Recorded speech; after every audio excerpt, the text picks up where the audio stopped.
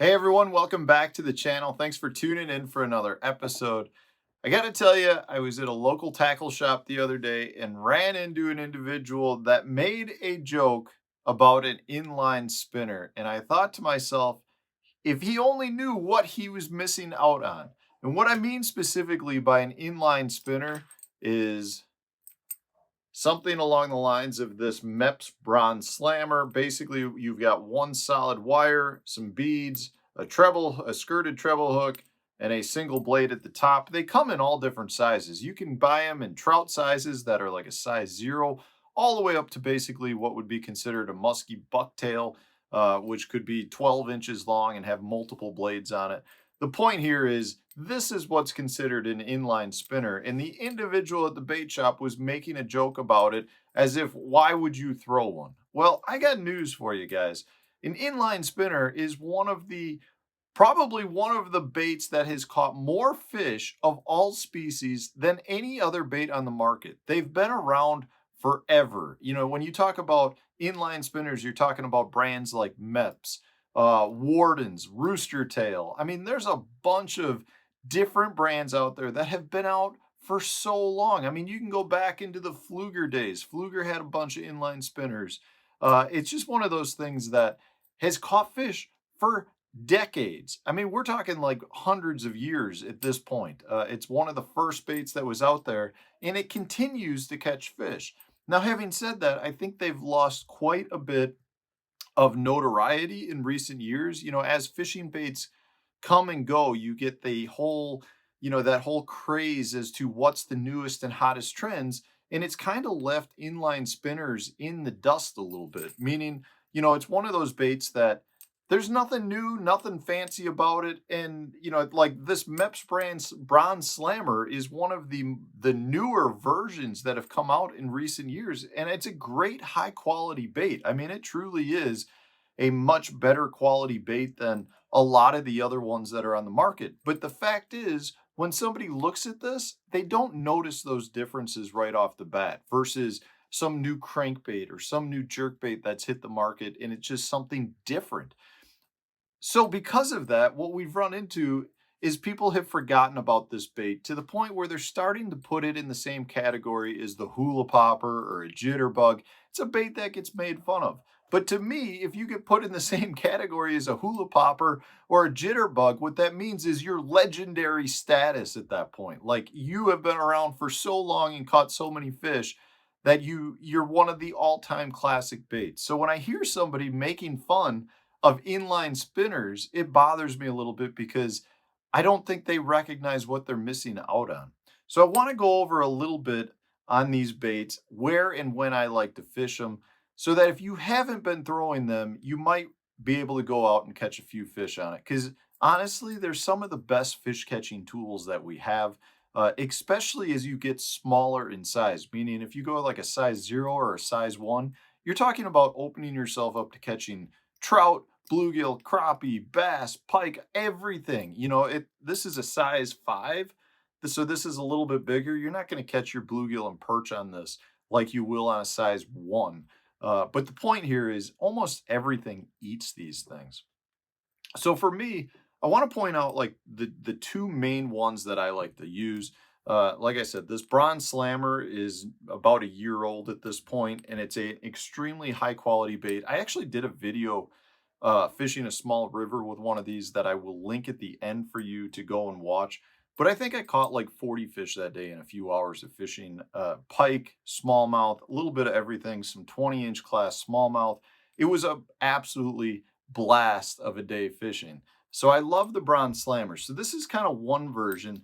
The second one that doesn't get that much notoriety anymore, but there are some select areas that have guys using these successfully in tournaments, is a Snagless Sally. So this is a weedless inline spinner. You can see there's a couple of weed guards here, and it's meant to come through extremely thick grass versus this bronze slammer, which has an exposed treble hook, won't come through that same area. So for me, my two that I like to use in tournament situations are the bronze slammer and the Snagless Sally. But having said that, I also really like to use small ones. Like I was saying, MEPS makes some extremely small versions. You've got the Blue Fox has some really good small inline spinners. Uh, and I'm talking about that size 0, size 1, and I love to use those in guiding situations or when I have my kids in the boat. Like I said, those small little tiny inline spinners generate bites from pretty much every type of game fish and panfish out there. So it's just a really good bait to generate strikes. Now, those are a little bit small for me when it comes to tournament time, just because I don't necessarily want to mess with catching a pile of 8-inch bass or perch or crappie mixed in when I feel like I'm going to generate a little bit better quality bite on what I would consider more of a full size bass bait.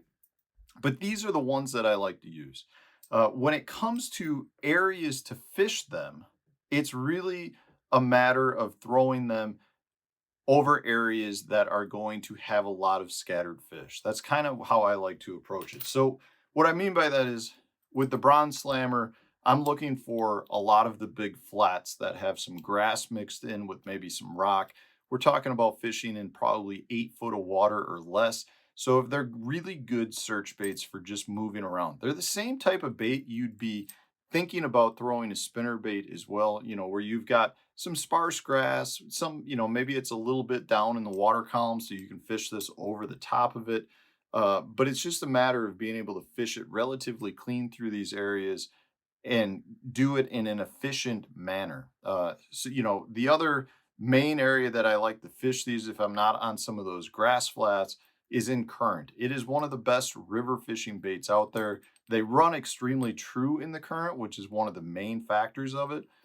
And you can fish them basically from the shoreline out to deeper water. Maybe you've got some gravel flats, maybe you've got sand drops, maybe you've got some riffle type areas. Maybe you've just got lay down trees up along the bank. You can fan cast this thing through all of those areas and generate a lot of strikes from multiple species. When it comes to the Snagless Sally, this is going to be a true grass bait.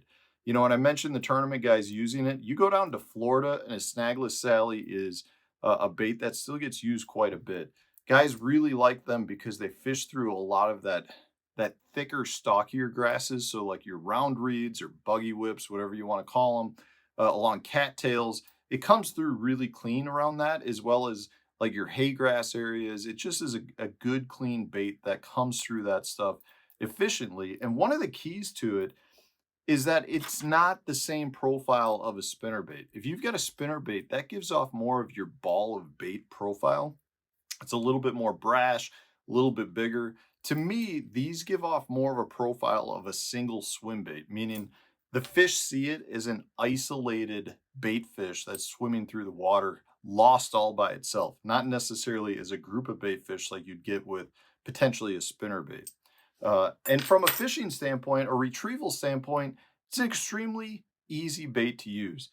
I pretty much use a straight retrieve with a random little bit of an uptick in reel speed, reel handle speed. So, I'm trying to flare the blades, get the blade to stop a little bit. So, I might either do that with an increased quick reel turn, reel handle turn, or a quick little pop of the rod tip. But generally speaking, it's a straight retrieve with a handful of those flares built in, and those are going to be your main triggering points. But generally speaking, the fish are going to just hit this thing hard. I mean, they really do like to eat them. And from a tackle perspective, you're going to be all over the place depending on the size. These are much more bait cast orientated. I like to throw on like a medium heavy 7 foot rod, 15-pound fluorocarbon. You can even go at the Snagless Sally, depending how thick your cover is. You can go up to braid with a heavier rod. But if you're talking about some of those small size inline spinners, those zeros, those size ones, that's more of a spinning tackle. You're talking about a very light little spinning inline spinner. So 6-pound test, 7 foot medium light action rod is all you're going to need. So it does fluctuate a little bit based on the size of the ones that you're throwing, but the way and the manner in which you fish them is going to be the exact same. Straight retrieve with a couple of pops of the rod handle or reel handle turns to create a little bit of a flare in the skirt action, get the blade to stop for a second, and then pick up again. And color wise, you're pretty much perfect going with anything that's a minnow imitator. So, your whites and chartreuses, like both of these are. Straight white is another one that I love. And then if you're talking about like some of your river fishing, absolutely love to have a little bit of orange in my baits. Um, but honestly, I can't pick out that many bad colors. You know, I do think there's a time and a place for colors for each of these, but generally speaking, if you're sticking with some sort of minnow imitating one, you're going to generate a pile of strikes. So if you haven't used an inline spinner, guys, I really think you should. You know, if I run into you and I hear you talking about the inline spinner being a joke, I'm just going to chuckle at you because they are truly one of the easiest baits and one of the best producing baits that's on the market, which is why they've withstood the test of time. I mean, we're talking like 100 years, if not longer. I don't know how long MEPS has been around or some of the companies that produce them, but it's been a long time at this point. So check them out, guys. I'll put the links for these up in the end of the video description so you can check them out if you want to. But just keep in mind, if you're struggling on the water and you want to generate some bites, think about an inline spinner. So hopefully this video was helpful. If it was, hit the like button, subscribe to the channel if you haven't done so already. Stay tuned. We'll have a new video coming out tomorrow for you.